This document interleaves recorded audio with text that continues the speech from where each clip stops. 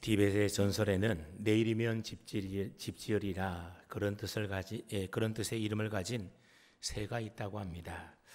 이 새는 낮에는 신나게 먹고 노래하고 즐기다가 이제 밤이 되면 히말라야 산에서 몰아치는 눈보라와 세찬 바람 때문에 뼛속까지 파고드는 추위를 떨면서 내일이면 집지으리 하면서 밤새 슬피 운다고 합니다. 그러나 날이 밝아서 아침 해가 떠오르게 되면 어젯밤에 겪었던 가혹한 추위와 고통은 이제 다 잊어버리고 다시 따뜻한 햇살을 즐기며 노느라고 집을 짓지 않는다고 합니다. 그러다가 해가 지고 다시 어둠이 내리면 추위는 어김없이 칼날처럼 몸을 파고들게 됩니다. 그러면 이 새는 낮에 놓은 것을 또 후회하며 온몸을 부르부르 떨면서 내일이면 집지으리 하면서 또 밤을 새워 운다고 합니다. 낮이면 햇살의 따사로움을 즐기느라 밤의 고통을 망각해버리는 이 새는 결국 평생을 내일이면 집지으리 그렇게 결심만 할 뿐 집 없이 살아가는 새라고 합니다. 이처럼 결심만 하고 집을 짓지 않는 이 새는 어쩌면 오늘 저와 여러분들의 자화상인지도 모르겠습니다. 오늘 우리들도 수많은 결심들을 하지만 당장은 별로 아쉽지 않다라고 지금은 내게 주어진 삶을 좀 더 즐기고 누리고 현실에 안주하며 사느라 내일이면 집지으리 하면서 뒤로 미루며 살 때가 얼마나 많이 있습니까? 여러분, 우리 신앙생활도 그렇습니다. 이제부터 말씀대로 믿음으로 살겠노라고 해마다 새해가 되면 다짐을 하고 또 다짐을 해보지만 현실에 안주하며 살다 보면 그 다짐은 그저 결심만으로 끝이 날 때가 많이 있지 않습니까? 많은 성도님들이 마음으로는 이런 식으로 살면 안 되지, 믿음으로 살아야 되지, 하나님 붙들고 더 하나님 의지하며 살아야 되지, 주님 더 사랑하며 믿음으로 살아야 되지, 주님과의 첫사랑을 다시 회복하기 위하여 믿음의 자리로 돌아가야 되지, 다 그런 생각하며 산다는 겁니다. 근데 생각만 할 뿐, 결단만 할 뿐 실행하지는 않는다라는 거죠. 지금은 아이들 키우느라 바쁘고 한창 돈 버느라 바쁘고 다른 일 해야 할 일도 많고 좀 더 세상을 즐겨야 하기 때문에 지금은 아니라고 하는 겁니다. 하나님은 그런 우리를 향하여 일어나 떠나서 돌아가라 말씀하고 계십니다. 오늘 본문에도 보면 하나님께서 야곱을 향하여 지금 일어나 이곳을 떠나서 내 출생지로 돌아가라 그렇게 13절에서 말씀하고 있습니다. 오늘 말씀을 통해서 우리가 일어나야 될 때는 언제인지, 그리고 떠나야 할 곳은 어떤 곳인지, 그리고 우리는 어디로 돌아가야 하는지 그런 깨닫는 은혜의 시간 되기를 바랍니다. 오늘 본문은 야곱이 외삼촌 라반의 집을 떠날 수밖에 없는 그런 상황에 이르게 되자 고향 땅으로 돌아가기 위하여 두 아내를 설득하여 동의를 얻어내는 말씀이 기록되어 있습니다. 자, 그렇다면 이때가 언제였던 것일까요?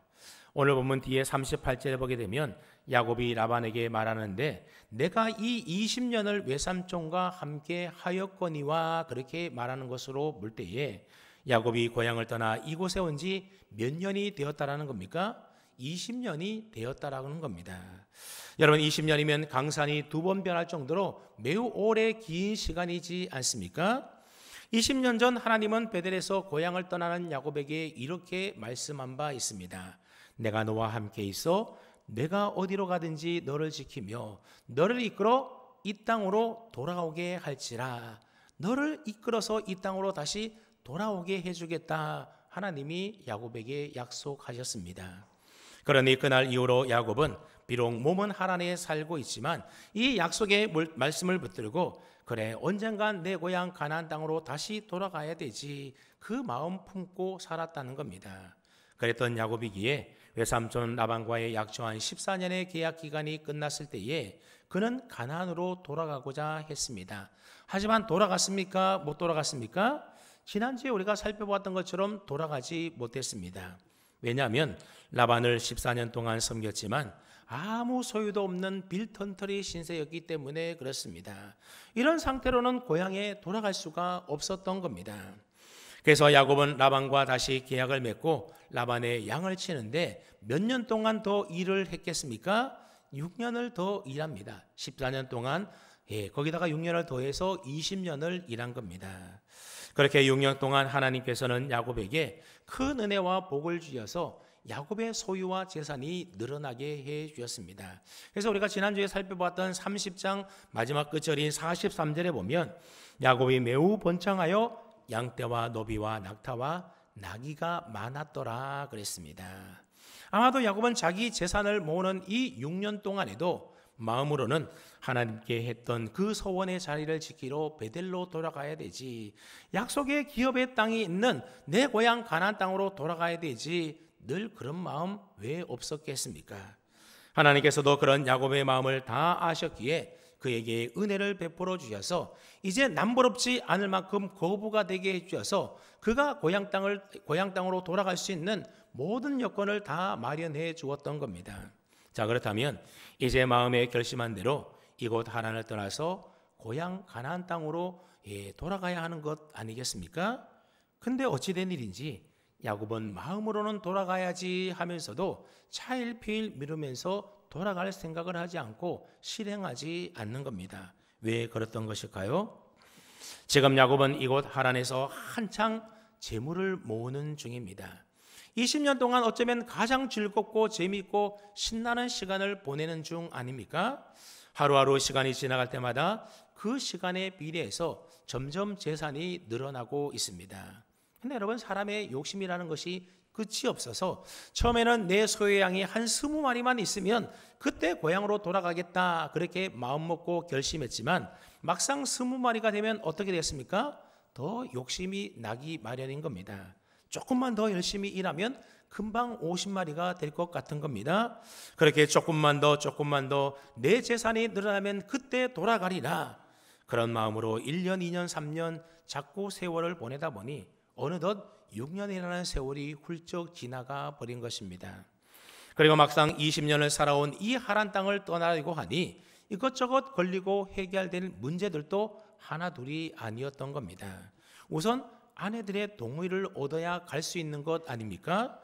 야곱의 아내들인 레아와 라헬은 하란에서 태어나고 그곳에서 자랐고 그곳에서 결혼하여 자식을 낳고 지금까지 그곳에서만 살아왔던 하란 토박이들이었습니다.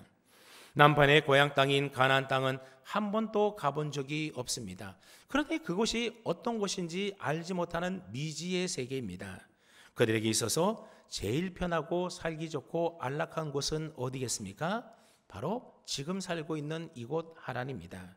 그런 곳을 떠나 한 번도 가본 적이 없는 미지의 땅을 향하여 무작정 간다라고 하는 것은 결코 쉬운 결정을 내릴 일이 아니었던 겁니다.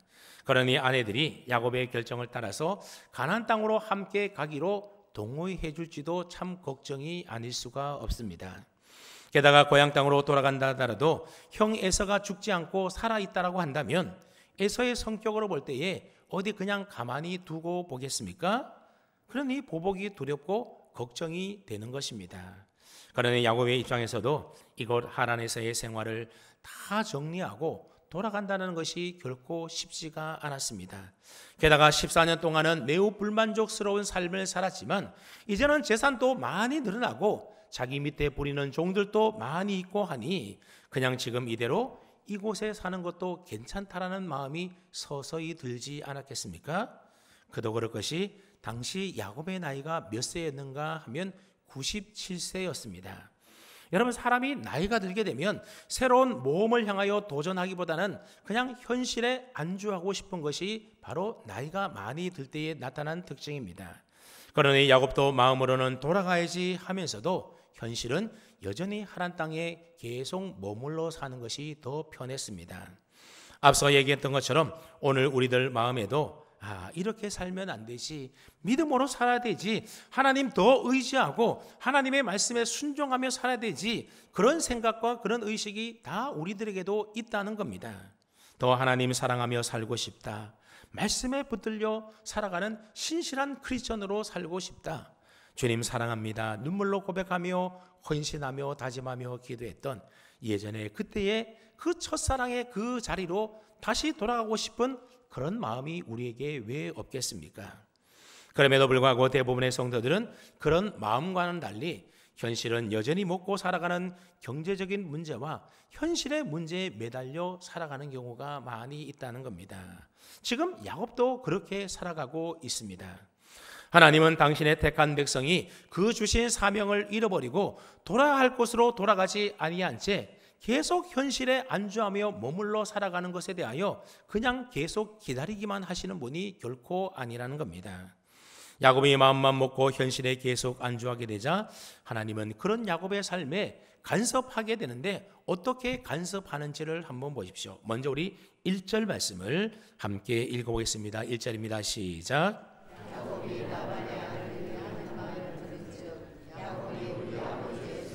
다 빼앗고 우리 아버지의 소유로 말미암아 이 모든 재물을 모았다 하는지라. 라반의 아들들이, 즉 야곱의 처남들이죠. 야곱의 처남들이 말하기를 야곱이 우리 아버지의 모든 소유를 다 빼앗아서 자기 재물을 모았다, 그렇게 모함하며 나쁜 소문을 내고 다녔다는 겁니다. 하지만 우리가 아는 것처럼 야곱은 라반의 양을 훔치거나 빼앗은 적이 단 한 번도 없습니다. 야곱은 라반과 정상적인 계약을 통하여 그동안 재물을 모아왔던 겁니다. 그런데도 라반의 아들들은 없는 말을 지어내고 동네 사람들에게 헛소문을 내고 중상모략하고 다니면서 야곱을 압박했던 겁니다. 그래도 라반의 아들들이 이러는 것까지는 그나마 괜찮았습니다. 중요한 것은 계약의 당사자인 라반이 어떻게 생각하느냐 하는 것 아니겠습니까? 근데 2절 말씀을 보시게 되면 야곱이 라반의 안색을 본즉 자기에게 대하여 전과 같지 아니하더라 그랬습니다. 야곱이 가만히 봤더니 자기를 바라보는 이 외삼촌 라반의 얼굴 표정이 예전과 같지 않더라는 겁니다. 6년 전만 하더라도 야곱을 복덩이라 여겼던 그런 라반 아닙니까? 그때는 야곱을 바라보는 이 라반의 얼굴 표정이 늘 싱글벙글했다라는 겁니다. 그런데 이제는 안색이 변하여 야곱을 미워하는 것처럼 보입니다. 눈을 흘기면서 곱지 않은 시선으로 마치 원수를 대하듯이 야곱을 바라보는 겁니다. 말할 때도 보면 그 말에 가시가 있고 뭔가 꼬투리가 잡히면 생티집을 잡는가 하면 여차하면 야곱을 해칠 기세였던 겁니다. 그러니 야곱이 라반의 집에 이대로 계속 머문다라고 한다면 어떻게 되겠습니까? 자기 이익을 위해서라면 물불을 가리지 않는 이 라반과 그의 아들들이 무슨 계략을 또 꾸며서 야곱의 재산을 다 빼앗고 가로챌지 모르는 것 아니겠습니까? 그러니 이 상태로 라반의 집에 계속 있다가는 야곱의 목숨마저도 위험할 수 있는 상황이었던 겁니다. 자, 그렇다면 야곱의 이런 상황들이 우연히 생겨난 것일까요? 그렇지가 않다라는 거죠. 하나님께서 안정된 삶을 누리며 현실에 안주하며 살아가고 있는 이 야곱을 흔들어서 그곳을 떠나지 않고서는 배기지 못하는 상황으로 만들어가고 계셨던 겁니다. 이런 상황이 발생하지 않으면 야곱은 지금 현재 삶에 안주하며 살아가느라 절대로 가나안 땅으로 따라가기를 결심만 할 뿐 실행으로 옮기지 않을 것을 하나님이 아셨기 때문입니다. 그렇습니다. 마음으로는 늘 가난을 품고 살아갑니다. 언젠가는 돌아가야 되지, 재산만 조금 더 모이면 그때 가야지. 그렇게 보낸 세월이 몇 년이라고요? 벌써 20년이라는 겁니다. 아무 일 없이 지금 이 상태로 유지된다라고 한다면 금방 30년 가고 40년 세월 가는 것 아니겠습니까? 그래서 하나님은 야곱을 하여금 이곳에 내가 더 이상 환영받지 못하는 곳이구나, 내가 떠날 수밖에 없는 곳이구나, 그런 환경으로 지금 야곱을 몰아가고 있는 것입니다. 여러분, 하나님은 때때로 이런 방식으로 우리에게 역사하십니다.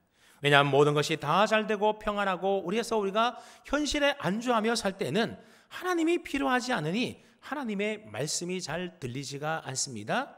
아니, 들리지가 않는 것이 아니라 들으려고 하지 않습니다. 하지만 우리의 삶에 위기가 찾아오고 고난과 어려움을 겪게 되면 그때 가서 우리는 하나님을 찾게 되는 것 아닙니까?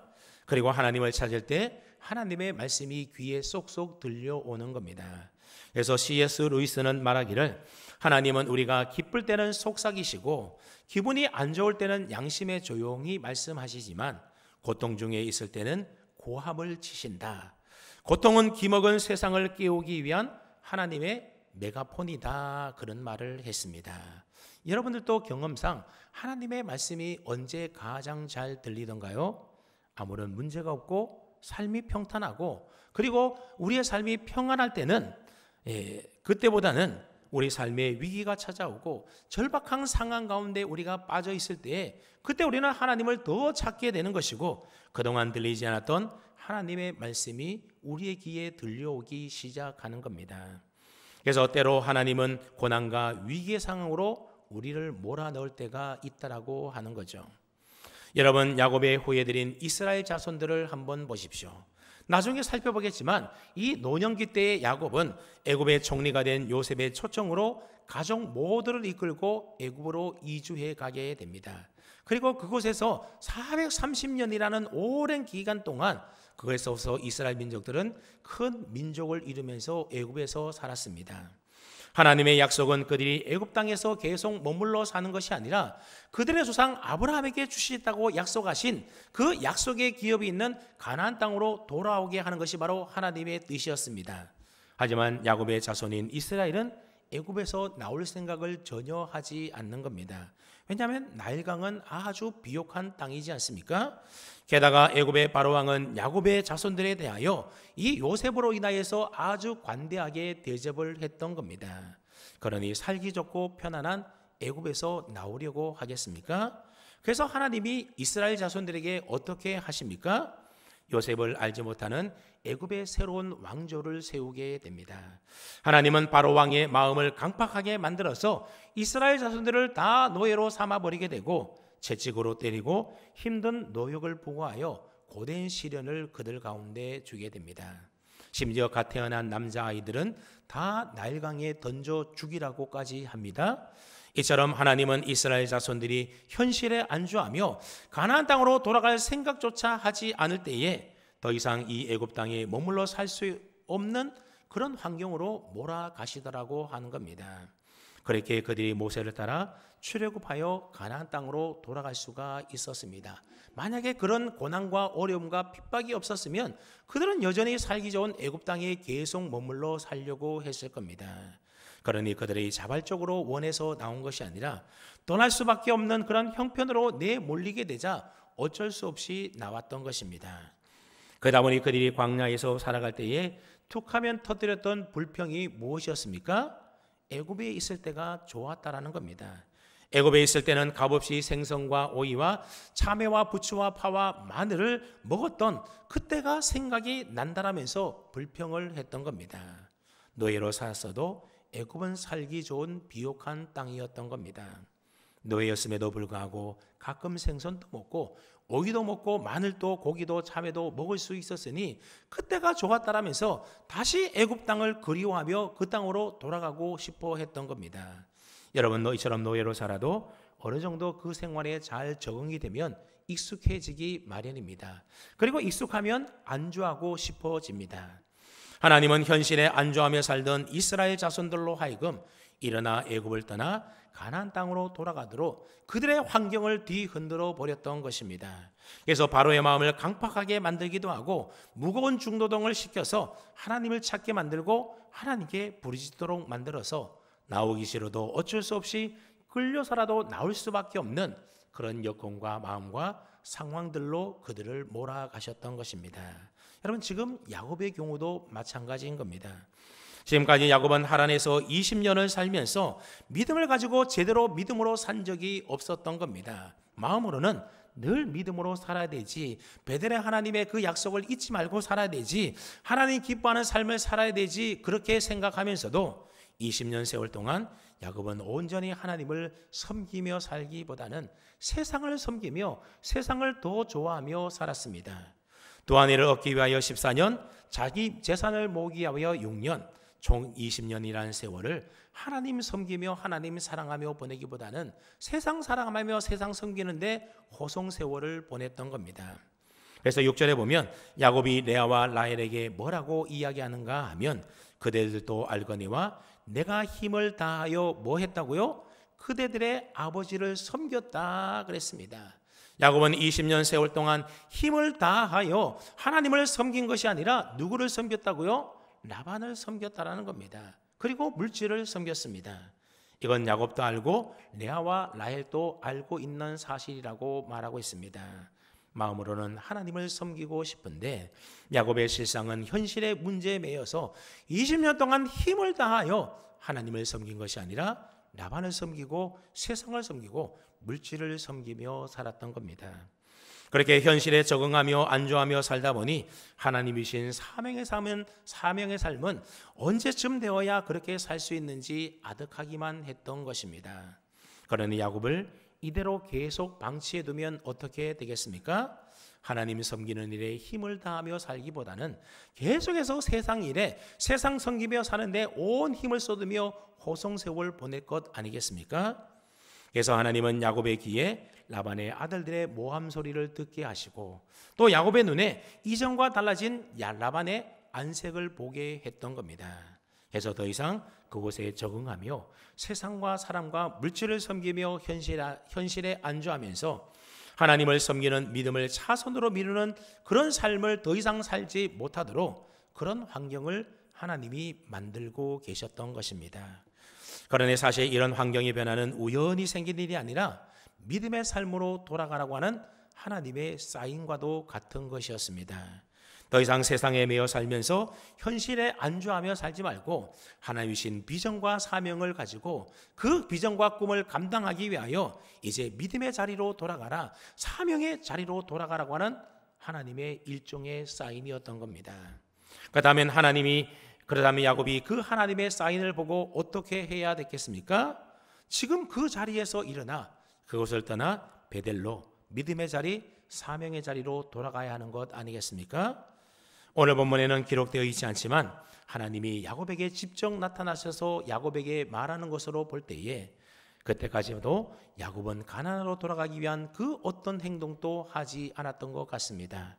하나님이 보내신 환경적인 사인을 눈치채지 못해서 그러고 있었던 건지 아니면 그 정도의 사인으로는 확신이 부족했는지 야곱은 묵묵부답이었던 겁니다. 그러자 이제는 하나님이 야곱에게 직접 나타나셔서 그에게 말씀하시는데 3절 말씀을 보십시오. 우리 3절 함께 읽어볼까요? 3절입니다. 시작.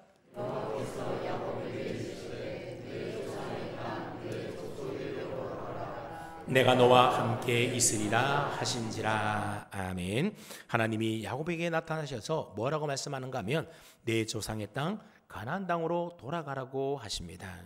내가 너와 함께 할 테니 아무 걱정하지 말고 내 족속에게로 다시 돌아가라는 겁니다. 그런가 하면 또 꿈에 하나님이 나타나셔서 뭐라고 합니까? 13절을 보았더니 나는 베델의 하나님이다. 내가 거기서 기둥에 기름을 붓고 서원하였으니 지금 일어나 이곳을 떠나서 내 출생지로 돌아가라. 하나님이 야곱에게 꿈에 나타나서 또 명령하십니다.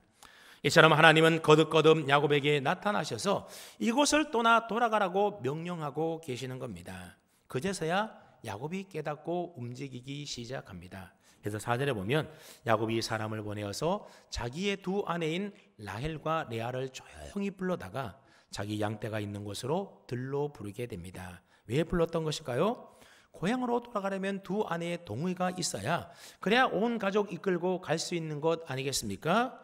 행여나 라헬이나 레아 중 어느 한 명이라도 나는 내가 태어나 자란 이곳을 떠날 수 없습니다, 못 갑니다, 여러분 그러면 큰 낭패이지 않습니까? 그러니 어떻게 해서든지 두 아내를 설득해야 하는 겁니다. 그래서 동의를 얻어내야만 갈 수가 있는 거죠. 그래서 4절에 보면 야곱은 조용히 두 아내를 부릅니다. 왜 조용히 불렀는가 하면 집에서 얘기하다가 그 얘기가 혹시라도 라반의 귀에 들어간다라고 한다면 여러분 그 얘기를 들었던 라반이 어디 가만히 있겠습니까? 그래서 야곱은 조용히 두 아내를 자기 양떼가 있는 들로 불러서 이제 이곳을 떠나자고 설득을 하게 됩니다. 그 설득하는 내용은 우리가 지난주에 잠깐 살펴보기도 했었는데 요약을 하게 되면 내가 힘을 다하여 그대의 아버지를 섬겼는데 그대들의 아버지는 그런 나를 속여서 품삯을 10번이나 계속 변경하며 나에게 속이고 사기쳤다는 겁니다. 하지만 그때마다 하나님이 도와주셔서 라반의 가축들을 빼앗아서 나에게 주었다고 말합니다. 누가 그렇게 했다고요? 하나님이 그렇게 해 주셨다라는 거죠. 그래서 라반이 이제부터는 점 있는 것이 너의 목이 될 것이다 그렇게 말하면 그때부터 하나님이 온 양떼들 점 있는 것만 태어나게 해 주시고 라반이 이제부터 얼룩무늬 있는 것이 내 삭시 되리라 하면 그때부터는 온 양떼가 낳은 것이 다 얼룩무늬가 되도록 누가 도와주셨다고요? 하나님이 도와주셨다는 겁니다. 그래서 우리가 이렇게 많은 재물이 늘어나서 큰 거부가 되었다는 겁니다. 그리고 그 하나님이 이제 꿈에 나타나서 내게 말하는데 뭐라고 말을 했는가 하면, 야곱아, 지금 일어나 이곳을 떠나 내 출생지로 돌아가라. 하나님이 꿈에 그렇게 내게 말했다라고 두 아내에게 이야기를 합니다. 그러니 어떻게 하자는 겁니까? 그 하나님의 말씀대로 당신들도 나와 함께 아이들 데리고 지금 이곳을 떠나서 내 고향 가나안 땅으로 돌아가자라고 동의를 얻고 있는 겁니다.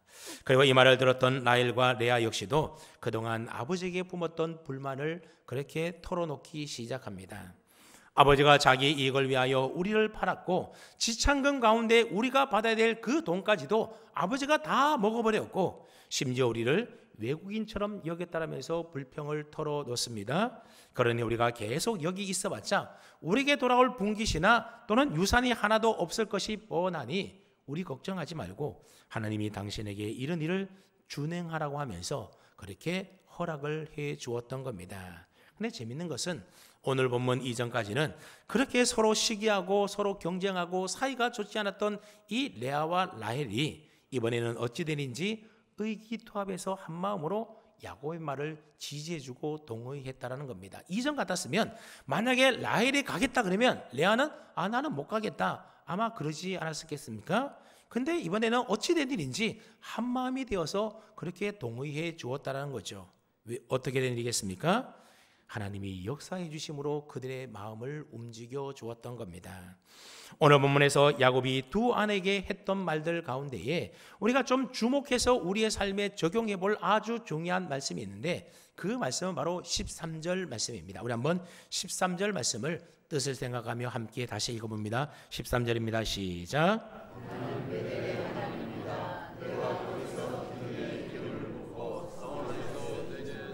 지금 일어나 이곳을 떠나서 내 출생지로 돌아가라 하셨느니라. 아멘. 하나님은 야곱에게 자신을 뭐라고 소개를 합니까? 어떤 하나님이라고 소개합니까? 베델의 하나님이다 그렇게 소개를 합니다. 여러분, 야곱에게 있어서 이 베델이라는 곳은 어떤 곳입니까? 그의 인생에서 가장 외롭고 힘들고 지쳐 쓰러져 잘 때에 하나님이 먼저 찾아오셔서 그를 만나주시고 은혜 베풀어 줬던 것이 바로 베델입니다. 너가 누워있는 그 땅을 너와 네 자손에게 주겠다라고, 너가 어디로 가든지 너와 함께 있어 너를 이끌어 이 땅으로 다시 돌아오게 해 주겠다라고, 이 모든 일들을 이루기까지 너를 떠나지 않겠다라고 약속해 주었던 곳이 베델입니다. 그래서 야곱이 너무나 감격한 나머지 돌기둥을 세우고 그 위에 기름을 붓고 세 가지 서원을 했던 것이 바로 베델이지 않습니까? 그리고 세 가지의 서원의 내용은 이제부터 하나님을 위해 살겠습니다. 하나님 최우선적으로 살겠습니다. 그러한 서원의 내용이었습니다. 그러니까 베델은 하나님이 야곱의 하나님이 되고 야곱은 하나님의 백성이 되고, 그래서 무엇을 하든지 야곱의 삶의 최우선순위가 하나님이 되었던 그런 은혜의 장소가 바로 베델이라고 하는 거죠. 그러니 하나님이 나는 베델의 하나님이다 라는 말이 그런 의미가 그 속에 담겨져 있는 겁니다. 그러니 지금 일어나서 이곳을 떠나 그곳 베델로 다시 돌아가라는 거죠. 너가 힘을 다하여 섬겨야 할 대상은 너를 속이고 착지 않은 라반이 아니라는 겁니다. 너의 삶의 최우선 순위에 있어야 할 것은 있다가 사라져 없어져 버릴 물질이 아니라 베델의 하나님 바로 나라고 하는 겁니다. 그러니 일어나라고 하는 것이죠. 언제 일어나라고 합니까? 지금 일어나라고 합니다. 더 이상 마음으로 결심만 하고 현실에 안주하며 사느라 다음에 하면 되지 그렇게 뒤로 미루지 말고 어떻게 하라고요? 지금 당장 일어나라는 겁니다. 근데 우리는 어떻습니까? 하나님, 지금 말고요, 나중에 조금 더 있다가 일어나면 안 될까요? 아이들 다 자랄 때까지만요, 조금만 더 벌어서 경제적으로 안정될 때까지만요, 조금만 더 세상 연락 즐겨보고 좀 나중에 하면 안 될까요? 근데 하나님은 우리에게 뭐라고 말씀합니까? 언제 일어나라고요? 지금 당장 일어나라는 겁니다. 나중에 형편 좋아지면 그때 가서 열심히 하나님 섬기고 믿음 생활하고 봉사하고 헌신하는 삶이 아니라 지금 당장 일어나 그 일을 하라는 겁니다. 여러분의 인생에서 가장 소중하고 중요한 시간은 언제겠습니까? 바로 지금입니다. 가장 중요한 바로 그 시간, 지금 당장 일어나 하라는 겁니다. 나중에 하는 사람 치고 나중에 잘 하는 사람 본 적 있습니까? 그런 사람 별로 없습니다. 그래서 성경 고린도후서 6장 2절은 우리에게 이렇게 말합니다. 보라 지금은 은혜 받을 만한 때요, 보라 지금은 구원의 날이로다. 은혜 받고 구원받을 날이 내일이고 다음이 아니라 언제라고요? 바로 지금이 우리가 은혜 받을 때고 지금이 구원받을 때라고 하는 겁니다. 그러니 나중에 하겠다고 뒤로 미루지 말라는 거죠. 그래서 여러분 셋불도 당김에 빼라 그런 말이 있지 않습니까? 그러므로 마음에 결심했다면 뒤로 미루지 마시고 지금 당장 일어나 실행할 수 있기를 바랍니다. 자, 그리고 지금 일어났다면 어떻게 하라고 합니까? 이제 이곳을 떠나라고 말을 합니다. 그렇다면 떠나라고 하는 이곳은 어떤 곳이겠습니까? 야곱이 20년 동안 살면서 완전히 적응되어 살아가고 있는 곳입니다. 두 아내를 얻어서 가정을 이루고 12명의 자식을 낳아서 정착하며 사는 곳이 이곳입니다.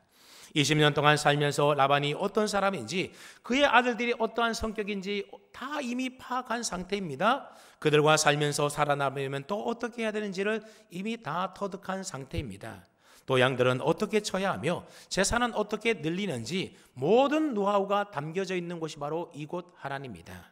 이런 하란은 야곱에게 있어서는 아주 익숙한 곳이었고 아주 편안한 곳이었습니다. 그러니 이런 곳을 떠나는 것이 어디 말처럼 쉬운 일이었겠습니까? 그런데 하나님은 너가 20년 동안 살면서 적응되고 익숙하여 편안한 이곳 하란 땅을 지금 일어나 떠나라고 하는 겁니다.